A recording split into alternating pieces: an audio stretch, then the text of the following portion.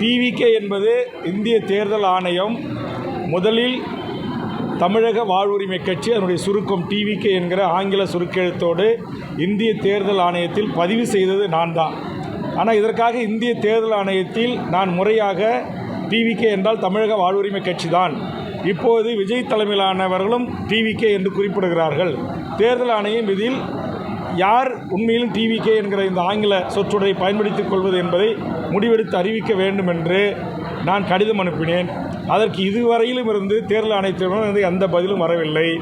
இப்போதுதான் தெரிகிறது தேர்தல் ஆணையம் டிவிகே என்றால் அது விஜயா அல்லது வேல்முருகன் தலைமையிலான தமிழக வாழ்வுரிமை கட்சியா என்பதை இறுதியிட்டு எனக்கான உத்தரவை வழங்காமல் இருப்பதனுடைய பின்னணி எல்லாம் இப்போதுதான் கொஞ்சம் கொஞ்சமாக வெளிவந்து கொண்டிருக்கிறது.